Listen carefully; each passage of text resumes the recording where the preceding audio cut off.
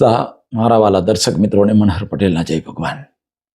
મિત્રો, છેલ્લો અધ્યાય ચાલે મોક્ષ સંન્યાસ યોગ, અને જ્યારથી ભગવદ્ ગીતાના સત્સંગની શરૂઆત થઈ ત્યારથી હું કહેતો આવ્યો છું કે આ જીવનમાં મને ને તમને સંસાર નથી નડતો. પતિ પત્ની, બાળકો, મા બાપ, લગ્ન, સંપત્તિ, સત્તા કશું નથી નડતું.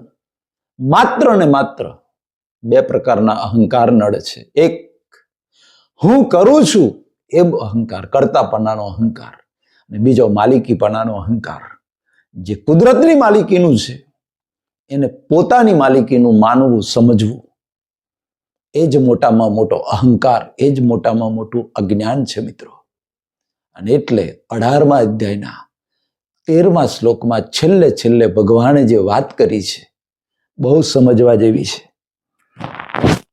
સાંખ્ય શાસ્ત્રમાં કર્મ સંબંધી નિર્ણયને અંતે સમસ્ત કર્મોને સિદ્ધ કરનારા આ 5 કારણો છે.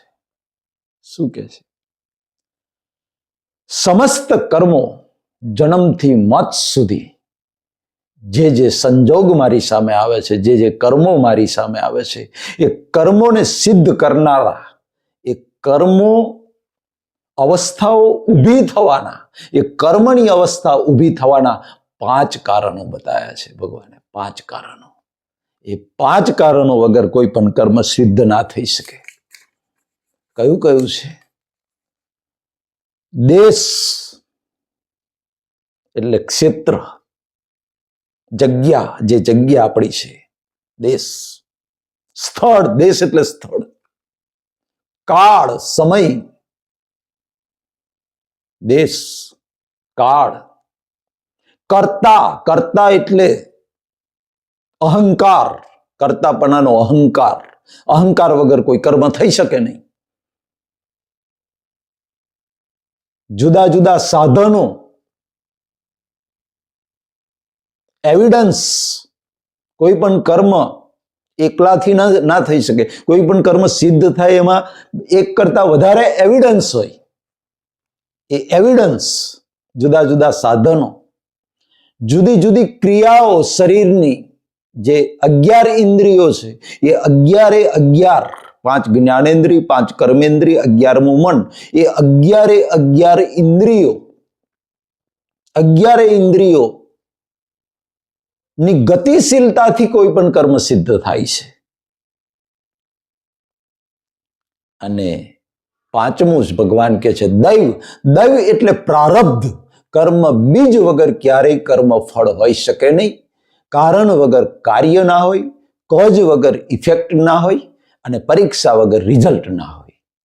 બસ એ છેલ્લું દૈવ કહ્યું. આ 5 કારણ. દૈવ એટલે પ્રારબ્ધ કર્મ, ઉદય કર્મ, જેનું આપણે પૂર્વ ભવે બીજ નાખ્યું હતું, એ કર્મ ફળ બનીને આપણી સામે આવે છે. એ પ્રારબ્ધ જે બીજ નાખ્યું છે, એ બીજ જેવું બીજ એવું ફળ. એટલે કર્મ સિદ્ધ થવામાં બીજ પણ ભાગ ભજવે છે. બીજ એટલે પ્રારબ્ધ. એ પ્રારબ્ધ જેવું બીજ લઈને આવ્યો છું, એવું ઉદય કર્મ, એવું પ્રારબ્ધ કર્મ, એવો સંજોગ કુદરત આપણને સપ્લાય કરે છે. આ 5 કારણો છે મિત્રો. ભગવાન કહે છે કોઈ પણ કર્મ, કોઈ પણ આ બ્રહ્માંડ, આ યુનિવર્સના કોઈ પણ જીવનું, કોઈ પણ, એ દેવ હોય, એ મનુષ્ય હોય, એ જાનવર ગતિ હોય, કોઈ પણ હોય, એનું કર્મ સિદ્ધ થવામાં આ 5 કારણો છે. જુઓ, મન, વાણી અને શરીરથી મનુષ્ય જે કંઈ સારું અથવા ખોટું કર્મ કરે છે, સારું અથવા ખોટું બંને કર્મ કરે છે, તેમાં આ 5 કારણો હોય છે. તેના આ 5 કારણો છે. શાના શાના? મનથી કોઈ પણ કર્મ થાય, વાણીથી અને શરીરથી. મન, વાણી અને શરીરથી જે કંઈ કર્મ થાય છે, સારું કર્મ થાય છે કે ખોટું કર્મ થાય છે, એના આ 5 સંજોગો છે, આ 5 કારણો છે. આ 5 સંજોગોને ભેગા થવાથી કર્મ સિદ્ધ થાય છે, એવું ભગવાન સ્પષ્ટ કહે છે. અને એના પછીના શ્લોકમાં કહેવું પડ્યું, હે અર્જુન, પરંતુ આમ હોવા છતાં પણ જે મનુષ્ય અશુદ્ધ બુદ્ધિને લીધે કેવળ પોતાને એકલાને જ કર્મોનો કરતા માને છે તે અજ્ઞાની યથાર્થ સમજતો નથી. આ 5 કારણો છે કર્મ સિદ્ધિ થવામાં. છતાંય જે મનુષ્ય એમ સમજે છે કે આ બધું હું જ કરું છું, મારા એકલાથી જ થાય છે, આવી જેની બુદ્ધિ છે, એ મનુષ્ય યથાર્થ સમજતો નથી.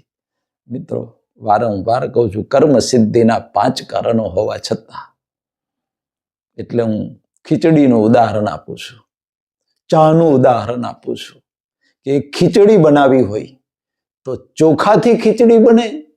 શક્ય જ નથી સાહેબ.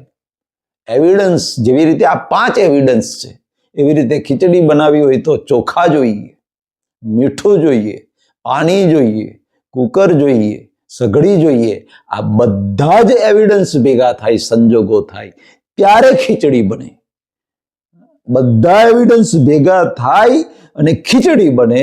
એમાં કુકર નાખે કે મેં ખીચડી બનાવી, ચોખા નાખે કે મેં ખીચડી બનાવી, પણ ખીચડી બનાવનારી એમ કે ખીચડી તો મેં બનાવી. કેટલી જોરદાર બની. ભાઈ, દાદાજીનો મસાલો ના હોત તો આટલી કઈથી ખીચડી જોરદાર બનત. ખીચડીનો મસાલો નાખ્યો અંદર, કઢીનો મસાલો નાખ્યો ત્યારે કઢી ચટાકેદાર બની. મસાલા વગર મેં બનાવી કે છે ચટાકેદાર કઢી, એનો ગર્વરસ એ લે છે. એક એવિડન્સ ખસી જાય સંજોગ તો કર્મ સિદ્ધ થતું નથી. આવી રીતે કર્મ સિદ્ધિના 5 કારણો છે. મિત્રો, આવતીકાલે જુદા જુદા ઉદાહરણો દ્વારા અને ઊંડાણપૂર્વક આની વાત કરીશું. પરમપિતા પરમાત્મા મારા વાલા દર્શકોને લાભવું, નિરોગી આયુષ્ય આપે, હૃદયથી પ્રાર્થના. મનોહર પટેલના જય ભારત, જય હિન્દ, જય ગુજરાત.